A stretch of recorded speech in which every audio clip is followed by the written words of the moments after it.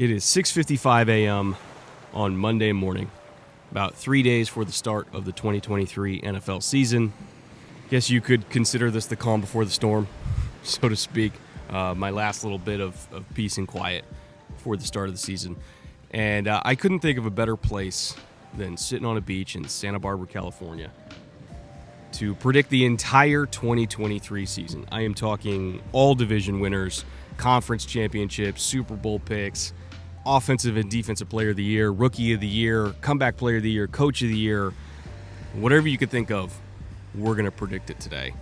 So it's going to be a long video, and I'll be honest, if you watched all of the Bootleg Football Podcast off-season series over on the Bootleg channel, a lot of these picks are going to be familiar. But if you didn't take the 50 hours that it took to watch that entire series, we did an hour to an hour and a half on every single team, every single division, putting as much research into every single team as we possibly could to give you primers on what to expect from this year. But if you didn't put in the 50-plus hours that it took to get through all that, and you just want, I guess you could say, a Cliff Notes version of that, that's what my predictions are today. So it's still going to be a long episode, but definitely not, 50 hours long. Either way, if you're watching this at night, grab yourself a drink. It's going to be a while. And if you're watching this in the morning, go get yourself your coffee, your tea, hunker down.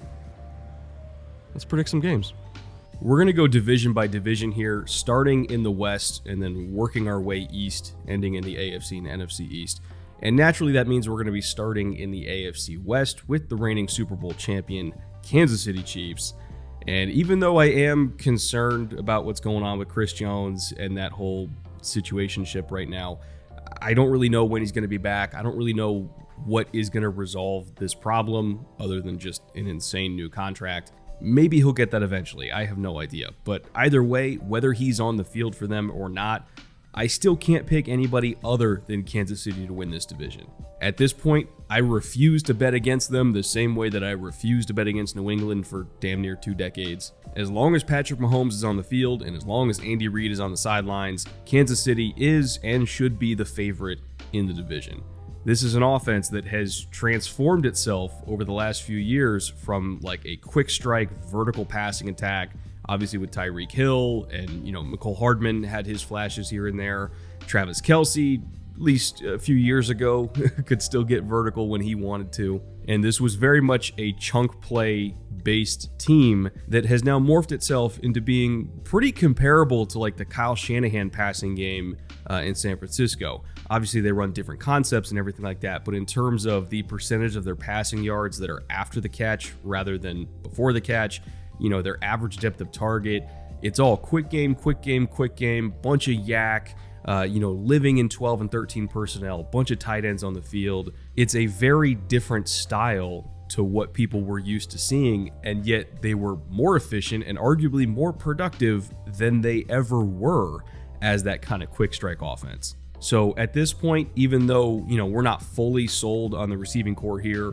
like we like Kadarius Toney as a talent, but he can never stay healthy. We believe that Sky Moore, could eventually be something. Again, we really liked him coming out as well. MVS still has some juice to get deep. Rashee Rice has shown a lot of promise this summer. Richie James and Justin Ross obviously have flashed a ton, but we still haven't seen them put it all together. There's just a lot of question marks in that receiving core, but I kind of don't care. I'm not going to lie. Like, this team is going to be living with a bunch of tight ends on the field anyway, so there's only going to be 2 of those receivers on the field. We're going to see a lot of Noah Gray. We're going to see a lot of Blake Bell. We're going to see a lot of passes that are, 7 yards and under from the line of scrimmage. We're going to see Isaiah Pacheco run like an absolute psychopath. We're going to see that interior offensive line dominate once again. And we're going to see Patrick Mahomes play point guard, essentially, and just find the right matchups, find the right space, matriculate the ball down the field, as Hank Stram used to say, and they'll just kill you with 1,000 little tiny paper cuts. It worked last year, and it's probably going to work this year. Not to mention, the defense is also deeper and more experienced than it ever has been in the Steve Spagnuolo era. Obviously, reiterating here, they will miss Chris Jones if he's not on the field, and we'll see how that situation goes. But there are more pass rushers to draw from in Kansas City than we're used to seeing. I'm really big on Felix Anudike-Uzomah. I thought he was a fantastic first-round pick for them. George Karlaftis looks more nimble, I would say, this year. He was really stiff as a rookie. This year, he seems more fluid. I don't know if he slimmed down by a few pounds or if he just did a lot of yoga in the offseason, but he has more bend than I saw from him previously in his career. Not to mention a young Keandre Coburn, who, even though he is a nose tackle, he still has some juice as a pass rusher himself. You got BJ Thompson, who's like a young third string edge for them, who has just unreal athleticism. Like, he is a ridiculous athlete. So he also, maybe can get some snaps on third downs for them and kind of give them just a pure juice guy off the edge. There are just more pass rushers and more talent overall on this defense than maybe they get given credit for. So even though they will miss Chris Jones, they're not completely dead in the water. I think they'll be able to survive until he comes back. So overall, Kansas City is still the best team in this division, even though the division overall should be better than it was last year. And I'm just not betting against Mahomes and Reed until they give me a reason to. That's why they keep winning Super Bowls.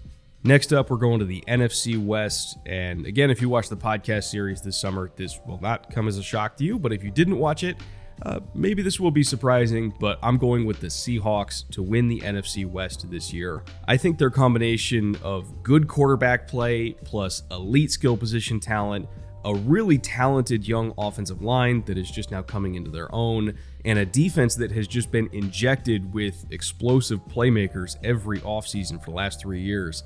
I think all of that has now come to a head where the Seahawks arguably are one of the most talented teams in the NFC. And I understand that's going to come off sounding weird to a lot of people that haven't paid attention to the Seahawks, but if you look at their roster from top to bottom, it's kind of insane how much turnover there's been from, the doldrums of 3 to 4 years ago where it was Russ and a bunch of dudes. John Schneider has done a fantastic job of not just giving them star power, but also giving them depth. Like, this is the deepest, best Seahawks roster that they have had up in Seattle since, the prime Legion of Boom years. They can run the ball, they can throw the ball, they can rush the passer. They have a secondary that is young and explosive and super exciting.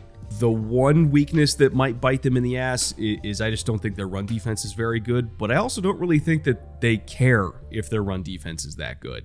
They play so many too high structures like quarters and quarter half that, at least from a front and coverage structure perspective, they're really just trying to stop the pass anyway. They trust themselves to put up 25 plus points a game in order to force you to throw to keep up, and they are building their defense around stopping you from throwing. So if you run for 100 yards a game, I don't really think they care. If you're ripping off 5.5 yards a carry, they're happy to give that up in exchange for you not throwing for 300 yards. That's why their secondary has continuously gotten investment with young, explosive playmakers. Their pass rush, from top to bottom, you've got Uchenna Nwosu, who's a great player. You got Draymond Jones, who's a really good interior rusher. Darrell Taylor has really come into his own. Derek Hall, I think, is exceptionally talented. You still have Tyreek Smith there. You still have Mario Edwards Jr. Like, the amount of pass rushers and great DBs this team has just screams 2013, 2014 Legion of Boom to me. That is what they want this team to be. Throw the ball, score 25, make them throw, and just murder the quarterback. I think the Seahawks can do that specific formula better than anybody else in this division, 49ers included. So if you ask me to pick a division winner right now, I think it's going to be Seattle. I honestly do. They're deep, they're explosive, and they have a huge advantage at the quarterback position, which also cannot be discounted. Moving on now to the North, we're going to start with the AFC North. And I want to assure you, even though this pick does look very chalky and like I took the easy way out by taking the Bengals, I want to let you know that I spent a lot of time racking my brain with who to pick for the North. I eventually did go with the Bengals because, if you're flipping a coin in your brain, you go with the best quarterback, essentially, and Joe Burrow is the best quarterback. But in terms of overall roster construction, the Steelers are right there. The Ravens are right there.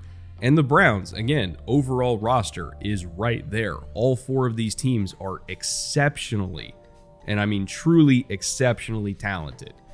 So when I had to try to parse it out and decide who to pick, in my head, I was like, fuck it.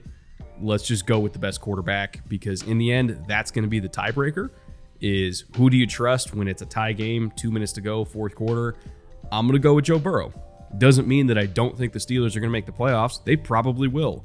Doesn't mean that I don't think the Ravens are going to make the playoffs. They also probably will. And hell, even the Browns, like, again, I would not discount Cleveland from sneaking in there as a wild card themselves, because they have a ton of really good players on that roster. It just remains to be seen if Deshaun Watson will ever get back to being what Deshaun Watson was, 4 years ago.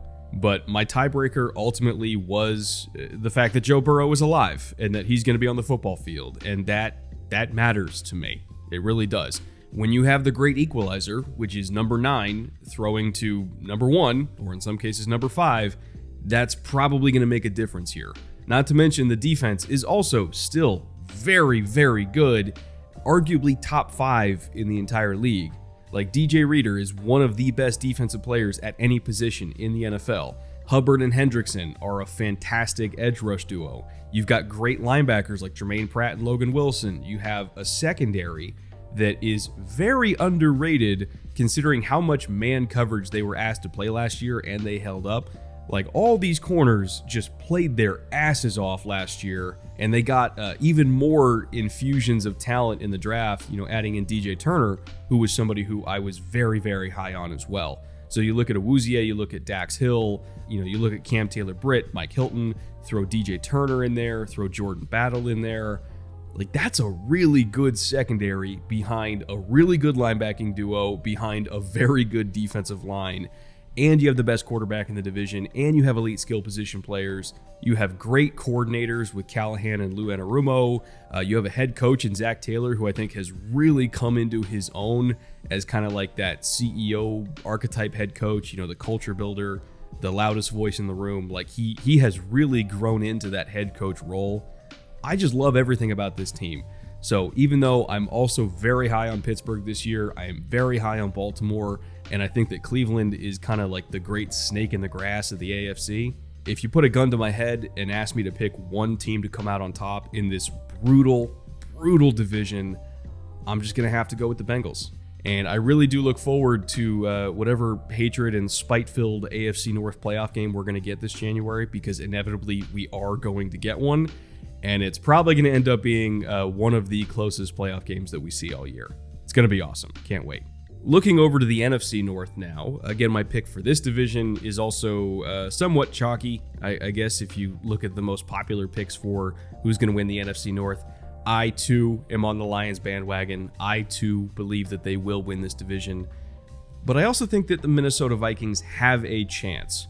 They were, I don't want to call them frauds. That's probably strong wording.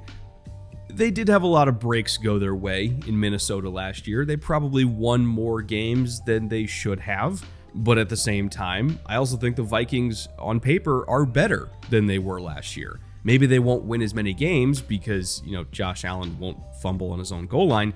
But I also think that they might go farther in the playoffs, even if they win 2 less games in the regular season. So the Vikings absolutely are a threat to win this division. They're deeper and better than they were last year. I also think the Packers are not completely dead yet. I think that their roster issues are way too overblown. They're going to be solid. Maybe not great, but solid. And the Bears should also be a lot better than they were last year. So this division overall is not trash. Like, it's a solid division that I ultimately do think that the Lions will come out on top in. And I do want to prepare people, by the way. I know I'm mixing in a lot of caveats here. This take might age poorly in like the first month and a half of the year, because their schedule without Jameson Williams during his suspension is brutal. They start in Kansas City, and then they host Seattle, who again I expect to be one of the best teams in the conference. They host Atlanta, who could very easily challenge for the NFC South crown this year. They go to Lambeau, then they host the Panthers, who, spoiler alert, I do think will win the NFC South this year. And they don't really get relief, quote-unquote relief, until they go to Tampa in mid-October. That is 5 games to start the year back-to-back, with none of them being against cupcakes. And you don't have Jameson Williams. It's really, really hard to win that way. So if they go 2-3 to start the year, don't be alarmed. It's probably inevitable at this point. If they even finish 500 or above in that stretch, that's a win to me. But once Williams does get back and they get their full complement of weapons, that's when I think this team is going to take off. And by the end of the season, I think they're going to dig themselves out of that hole and they're going to come back and win the division and maybe even go on a little bit of run in January. We'll see how well they stack up against Philly. We'll see how well they stack up against Dallas and obviously Seattle. Those are probably going to be their main competition, but there's so much talent on this team at virtually every single position group that I would not count them out from going on a deep playoff run this year. So overall, I guess the message I'm trying to hammer home here is this team might start slow. Just be prepared for that. But if you look at the skill position talent, if you look at the offensive line, obviously if you look at the quarterback, Jared Goff played out of his mind last year. If you look at a lot of their young pass rushers that they have with Hutchinson, and you got James Houston, who was really productive last year, not to mention Charles Harris, not to mention Josh Paschal. You look at the linebacking core, Jack Campbell is immediately going to be an impact player for them. The secondary is reinvigorated with Emmanuel Mosley and CJ Gardner-Johnson and Cam Sutton. You still have Kirby Joseph there. Brian Branch has looked fantastic this offseason. Like there's so much to be excited about with this Lions roster that eventually I think the overwhelming talent they possess now will win out. But boy, that first month and a half is rough. So just have patience with it if you're a Lions fan. Trust the process that December is going to be a lot better than September. Moving down south now, I'm going to start with the AFC South here. And I, like most other people, have the Jaguars winning this division, but I also want to acknowledge that the pushovers, quote unquote pushovers of the AFC South will not be pushovers for long. I do think that CJ Stroud is going to come into his own quicker than people think, and I also think that Anthony Richardson is going to end up being way better than a lot of people thought in their whole, pre-draft evaluations of him. I think the accuracy stuff was way overblown. He lacked experience, obviously, but he has immense tools. He has a great work ethic. He's a really smart kid. I think that the Colts have something there. Even if both of those teams are 2, maybe 3 years away from making real noise, they are not going to be speed bumps. And Tennessee, as long as Tennessee stays healthy, is also going to be really tough to beat. So this division is not as terrible as it was last year, but ultimately I do think that Jacksonville is going to win it. They have the best quarterback. You could argue that they have the best coach. I myself would put Mike Vrabel at the top of the list, but I know there's a lot of people that really do believe that Doug Peterson is like a top 6 to 8 coach in the NFL. So I totally understand that argument. If you just look at coach-quarterback combination, at least for now, it is inarguably in the favor of Jacksonville. And around Trevor Lawrence, there's more talent than he has ever had to work with. I'm a huge fan of the Anton Harrison pickup in the first round. I thought the trade for Calvin Ridley was also brilliant. The Parker Washington pick, that's basically just getting another Christian Kirk. Brenton Strange, I think, is going to be a contributor as a rookie, and he's also legitimately a tight end that can line up as a Y tight end and block for them and dig out defensive ends. You can put him at H-back, you can put him at fullback. He'll do all the dirty work while Evan Ingram, does all the flashy stuff. You also have Tank Bigsby, who has come in and immediately looked awesome, and I think that kind of an underrated storyline there. The carry split between ETN and Bigsby might be a lot closer to 50-50 than people thought last April. He is that good. He has looked that good. I think that we're looking at a running back by committee, which is annoying for fantasy, but by God, that's a hell of a committee. You also have Yasir Abdullah, who has looked fantastic at outside linebacker for them. Just the amount of contributors and even potentially stars that they have drafted this year, that they have brought in over the last 2 off seasons to surround Trevor Lawrence with talent. It really is a stunning roster transformation. And as Lawrence keeps ascending and as Doug Peterson just keeps doing, Doug Peterson things, which is being a great offensive coach, I think that the sky's the limit for this team. I really do. I think that they are ready to ascend to that level of Kansas City, Buffalo, Cincinnati, all the massive threats in the AFC that everybody always talks about. I think Jacksonville is ready to take that step up to get to that level. And they have all the advantages right now in that building to stay at that level for a long time. When you have a great quarterback, a great coach, and a young, deep, cheap roster, the window is wide open, and it will be wide open for several years at this point. So I think Jacksonville is ready to make that leap. And that brings us to the NFC South, which was also an extremely hard division to pick this year. And not in the same way that the AFC North was hard to pick, in that all of them could very easily win like 11, 12, 13 games. None of them are that good. They're all going to win between like 7 to 9, maybe 10 at the absolute most. But somebody's got to win it. You know, they're all going to beat the shit out of each other. They're all going to split with each other and probably give each other 3 losses just by themselves. But somebody's got to win it. So ultimately, I went with Carolina. And don't get me wrong, you could argue Atlanta here. I think they're going to play much better defense than last year. I think they're going to absolutely dominate in the run game. I think that their quick passing game with Desmond Ridder should be efficient, even if not super explosive. Like, I don't think they're going to go down the field that much, but they're going to be efficient. They're going to control the ball. They're going to play defense. Literally the same thing as New Orleans. They're going to be efficient. They're going to control the ball. They're going to play defense. Tampa, okay, they're a little bit different. But New Orleans and Atlanta, yeah, you could argue for either one of them to win it too. But ultimately, I went with Carolina because I am a big believer in Bryce Young. I'm a big believer in their young receiver that they got, Jonathan Mingo. And yes, I understand losing DJ Moore is huge. There's no way that's not going to hurt. But getting Jonathan Mingo in the second round to try to fill that void, I thought was a fantastic pickup for them. I also like some of the defensive picks they've made with Jamie Robinson and Deshaun Jameson. Loved both those picks. Their offensive line, in particular, adding in Chandler Zavala into that offensive line. On paper, they should be really good. In the preseason, they were not really good. They actually had a lot of communications issues and allowed a ton of pressure, which we went over on the podcast. But I am banking on the fact that that was mostly communications problems rather than just outright being bad. I don't think they're bad. I just think they're trying to get used to a new system. But again, on paper, the offensive line should be good. The backfield with Miles Sanders and Chuba Hubbard should be really, really nice, assuming Miles Sanders can stay healthy. And then on defense, personnel-wise, they are the perfect fit for Ejiro Evero's system. Skill set-wise, I think they have everything that you need in order to run a Vic Fangio-style defense. I think that they're going to be really, really good on defense. So, again, this is a roster that had a lot of question marks going into this offseason, but if you really pay attention to the system they're going to run and the roles that need to be filled and the skill sets that they have that will fill those roles, there's not a whole lot of questions left.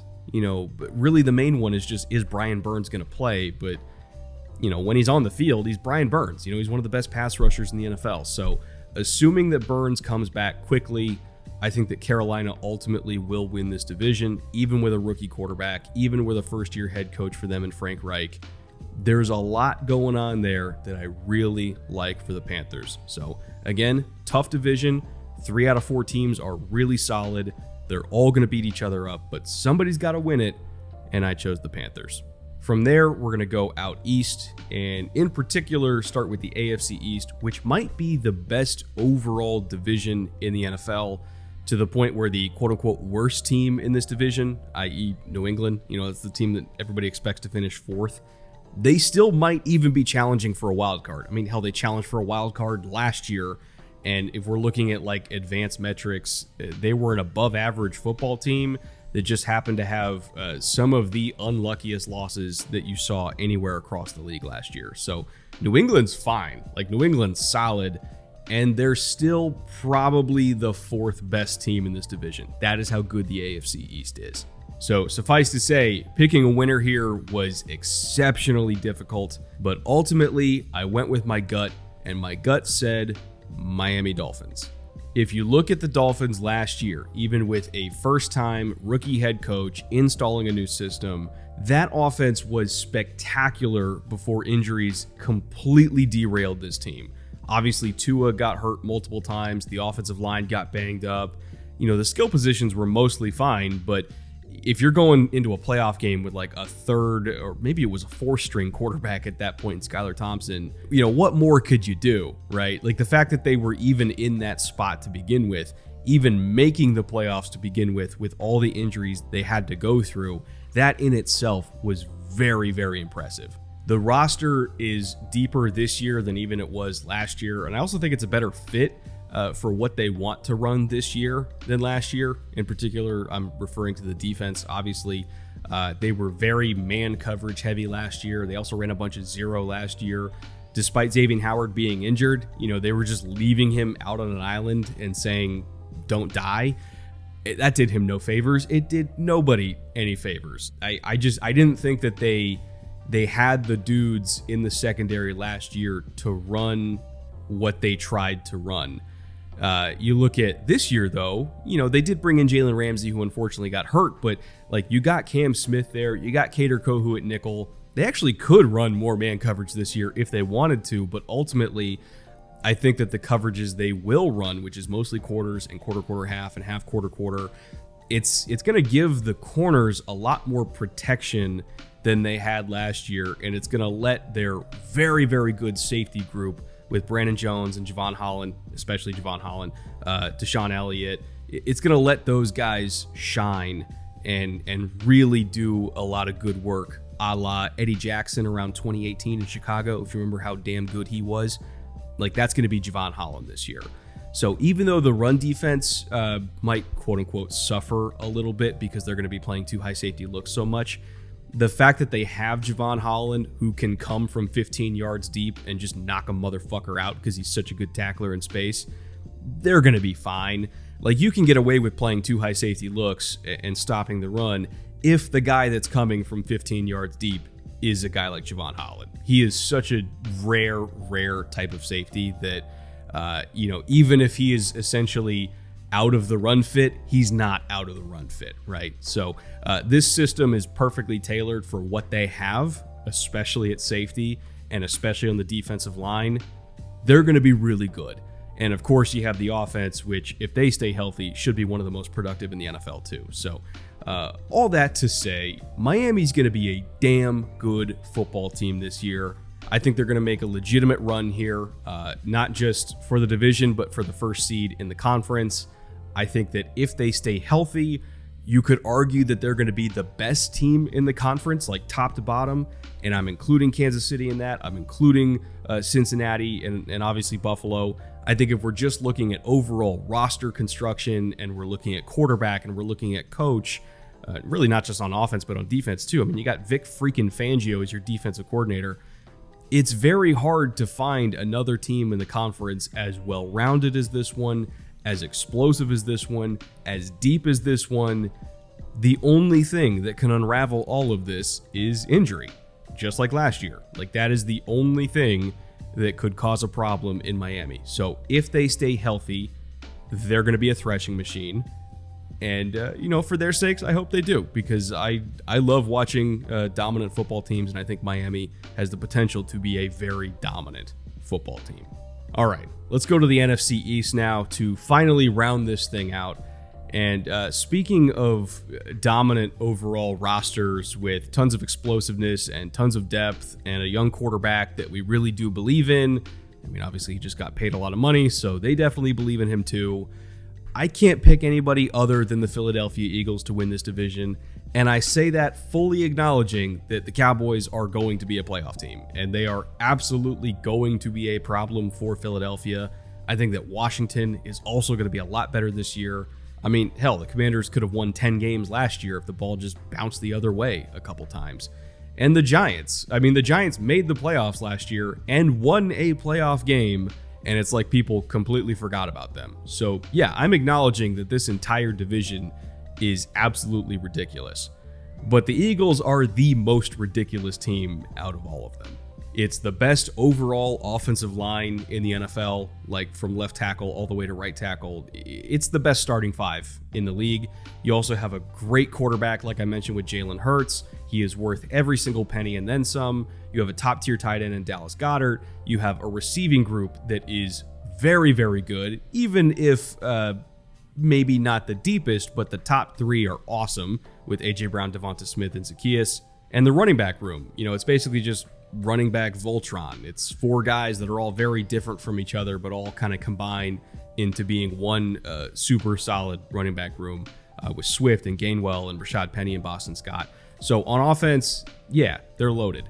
And then you look at the defense, and it's the same story over there. I mean, this was a defensive line rotation that, going into the offseason, we were like, how are they going to handle the Javon Hargrave thing?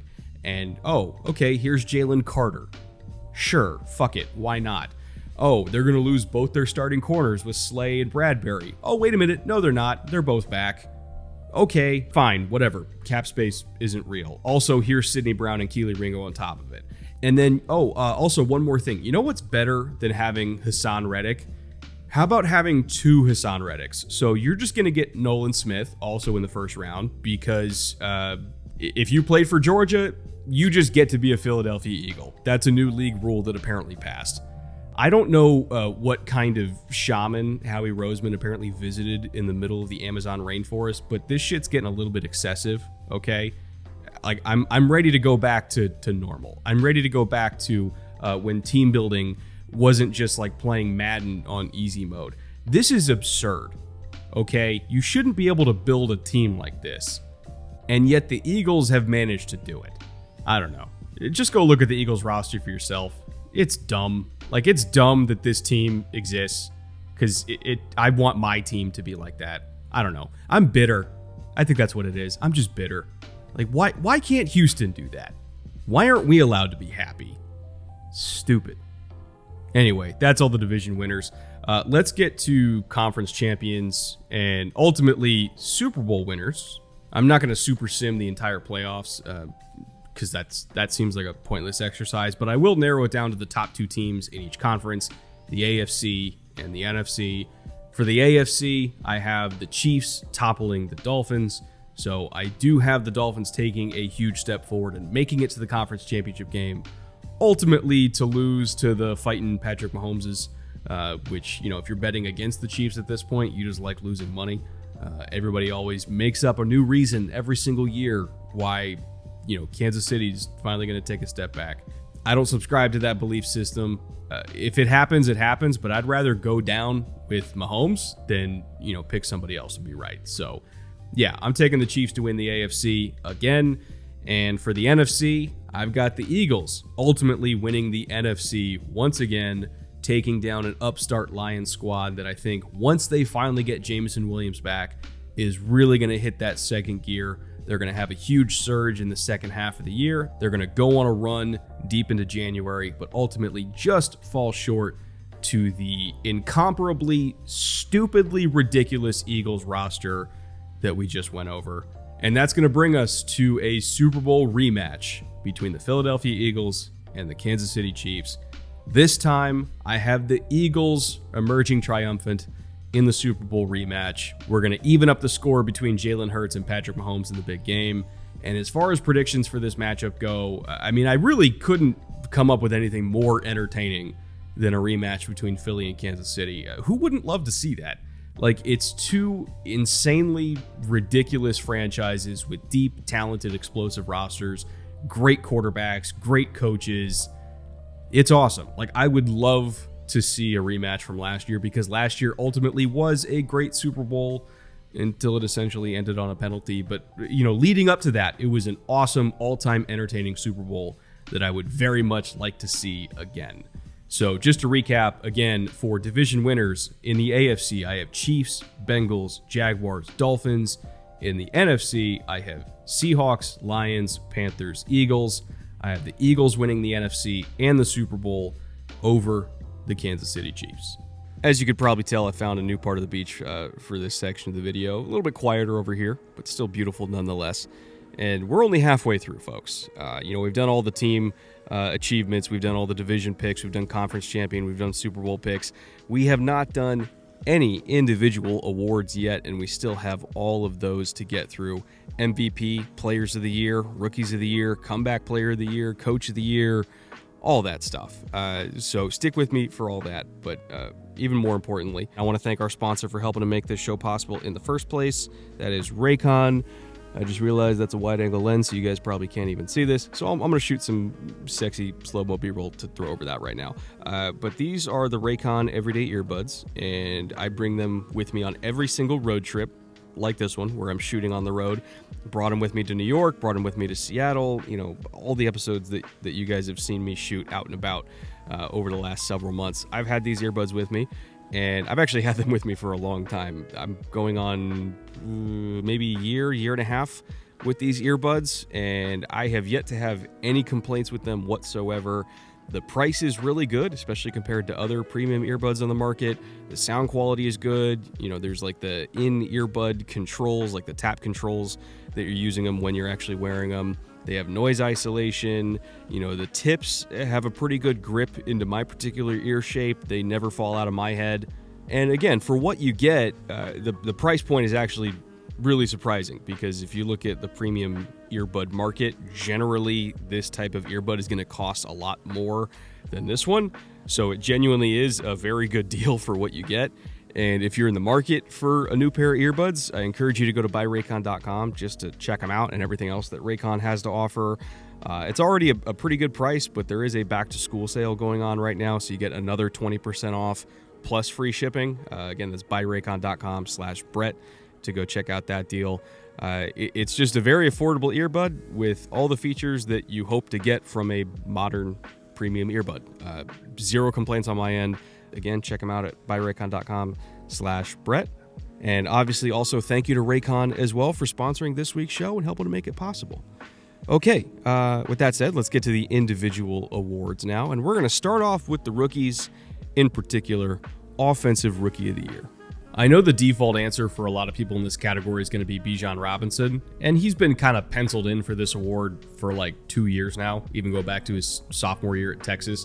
We all just kind of assumed he was going to be in the mix for Offensive Rookie of the Year, and he is, don't get me wrong. He could very easily win this award. But when looking at everything else this rookie class has to offer, some of the top tier tight ends, some of the top tier receivers, and of course the quarterbacks, ultimately, I settled on Anthony Richardson as my prediction. In terms of tools, he has rare tools at the quarterback position. In fact, he is so toolsy that we might never have seen a quarterback as toolsy as him.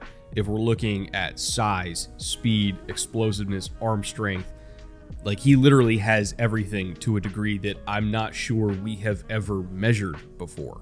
And on top of that, he's a smart kid. He's eager to be coached. He's eager to learn. There will be mistakes along the way because he's very inexperienced, but I wouldn't consider him raw. Like, I think that's the wrong word to use here. And I think he's more developed as a passer than people, were willing to give him credit for. I think his pocket presence was way better than people were willing to give him credit for.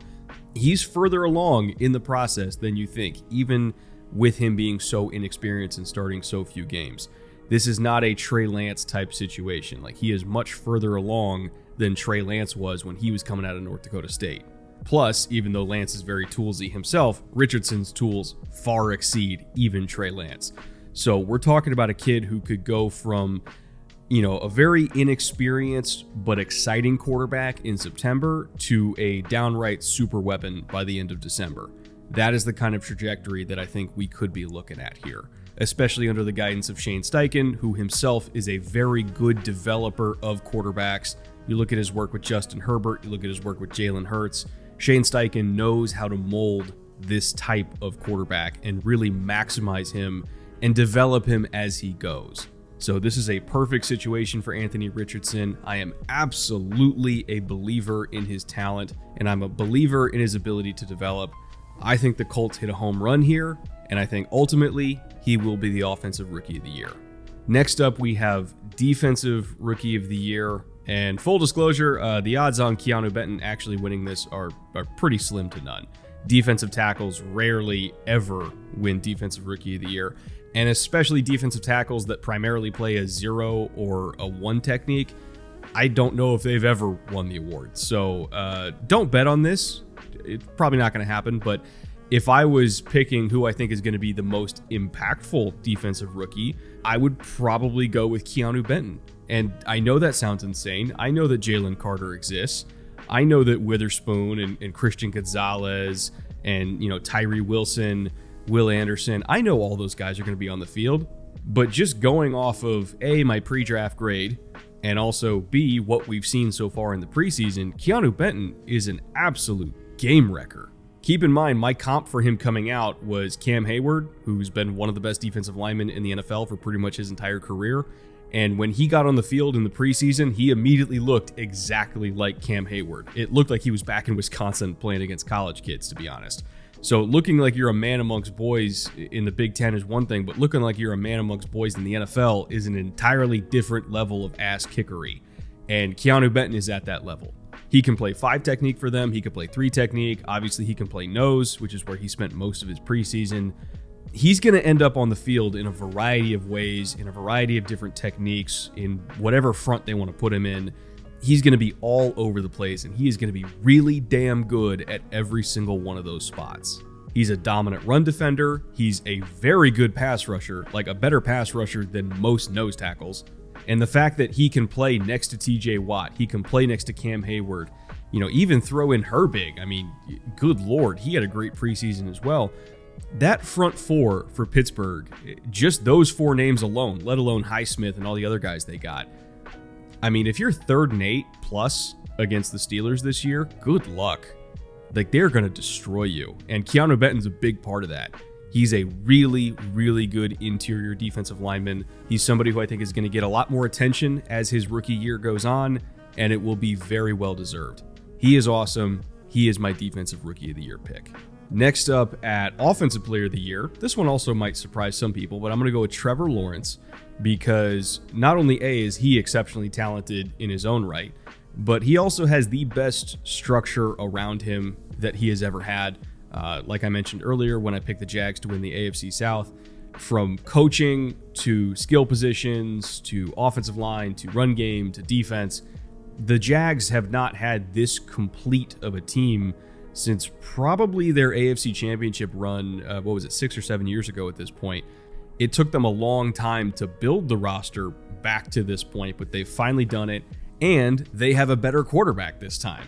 Trevor Lawrence is obviously a lot better than Blake Bortles was. So the Jags are a legitimate threat, and Trevor Lawrence, I think, is in for a monster year. He finally has a true number 1 in Calvin Ridley. He has a very solid number 2 in Christian Kirk. He has a great receiving tight end in Ingram. Again, the run game is very good. All those backs can catch passes. The defense should give him plenty of short field opportunities. I just love everything about the Jags this year, which kind of pains me to say as a Texans fan, but I think the Jags are going to be awesome, and T-Law is a big reason why. I think we could be looking at 4,500 plus yards here, which I know sounds like a lot, but I really do think he can hit that. I think anywhere between 33 to 40 touchdowns, which again, I know sounds like a lot, but I very easily think he could hit that considering the receiving weapons he has to work with. Really, the one thing he just has to cut down on is interceptions, especially in the red zone. He would play a lot of hero ball last year, and it would get him into trouble. I think because he was kind of aware that his supporting cast wasn't all the way there yet in 2022. So he'd try to make up the difference himself and just throw some really dumb picks in the red zone. So I think, knowing that he has more talent around him this year and knowing that there's not as much pressure on him will ironically make him a better quarterback because he can be safer with the ball in the red zone. He doesn't have to press. He doesn't have to try to make an insane play all the time to keep him in the game. He can just let Calvin Ridley be Calvin Ridley and just throw it up and say, go score, right? So I think he will be more efficient. He will cut down on the red zone interceptions. He will throw more touchdowns. He will throw for more yards. And the Jags ultimately will be a very good football team because their quarterback is going to be a top 5 or 6 quarterback in the league. So again, a little bit out there. I know most people are going with either Justin Jefferson or, Mahomes or Josh Allen or whoever, but I kind of feel like this is the T-Law ascension year, and I'm going to stick with that. And then defensive player of the year, I think this is the season where Micah Parsons finally breaks through and get his first defensive player of the year award. He's been first team All-Pro in each of his first 2 seasons. He was the defensive rookie of the year. It's one of the best starts to a career in NFL history, and I think he's going to be one of the few guys ever to win a defensive player of the year award within his first 3 seasons. He is a dominant edge rusher who also happens to be able to play linebacker as well and drop in coverage and carry guys down the seam and do all the stuff that you expect like a top tier Mike linebacker to do in coverage. Micah Parsons can do all that too. And oh, by the way, he can get 15 plus sacks. he is such a unique player because he can rush the passer like TJ Watt, and he can run the seam like Fred Warner at the same time. I don't think anybody else in the league can do that. So Micah is just a unique player among unique players. He is easily one of the 5 best defensive players in football, and I think this is finally the year where he gets that first Defensive Player of the Year trophy, and it's probably going to be the first of multiple, if I'm being totally honest here. He is insane. He is a one of one, and next offseason, he's probably going to be the highest paid defensive player in the NFL. Next up, we have Comeback Player of the Year, and I think this one was probably wrapped up a long time ago already, but I'm going to echo the sentiment, and that is Damar Hamlin for the Buffalo Bills. He did just make the final 53 roster, so he will be on the roster in week 1. He will likely be on the field at some point in week 1. I don't know how many snaps he's going to get, but he's going to be on the field, and that in itself is one of the most incredible comebacks, not just in football history, but in sports history, period. You know, for him to, survive what he survived and to have a healthy life, let alone to play in the NFL, is an incredible story of perseverance and also an incredible story for the Bills medical staff that saved him on the field that night. It's just amazing, and I'm so happy that he is still here with us, and so happy that he still gets to play football and live out his dreams. It's just a hell of a thing. So just him getting a single snap in the NFL after what he went through, that is worthy of Comeback Player of the Year. Nobody else should win it, and I don't think anybody else will win it. That brings us now to Coach of the Year. And again, bunch of very good candidates for this one, but considering where the Lions were a few years ago and where they're at now, and also considering that I'm projecting them to literally go to the NFC Championship game, I have to go with Dan Campbell for this. I think that he has built an incredible culture in Detroit. He has gotten that entire franchise through some really dark times, but the team never ever gave up on him. They played their asses off for him, even through some truly heartbreaking losses that are statistically improbable.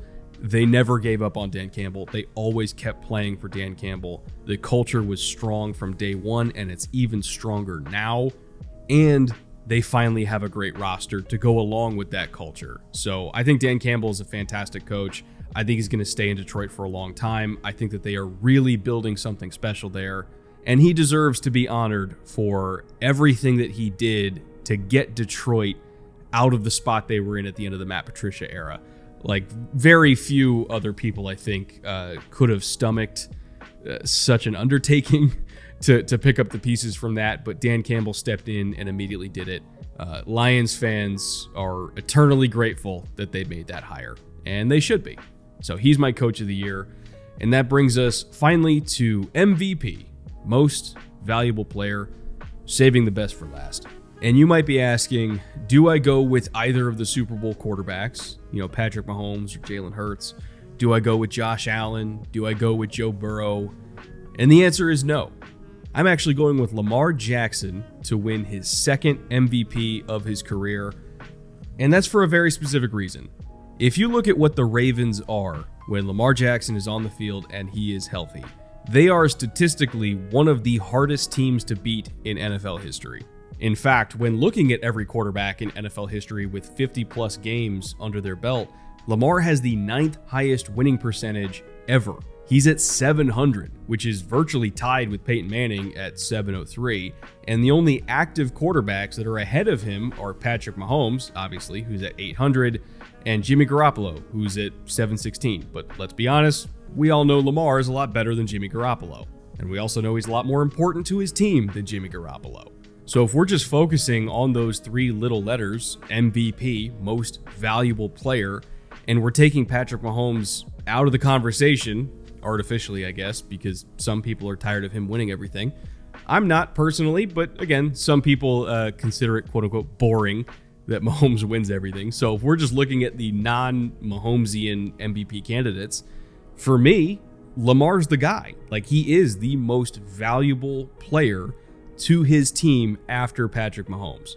And when Lamar is on the field and he's healthy, they're a threat to beat anybody, including Mahomes and the Chiefs. They can take down the Bills because they have Lamar. They can take down the Bengals because they have Lamar. They can go toe-to-toe with Miami. They can go against anybody because number 8 is in their backfield.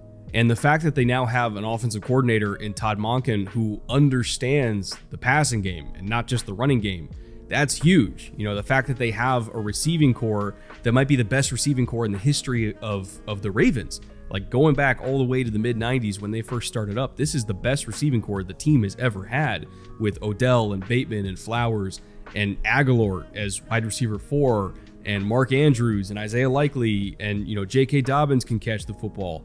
There's just never been this amount of receiving talent around Lamar, and there's never been a coordinator with Lamar who knew how to use all this receiving talent.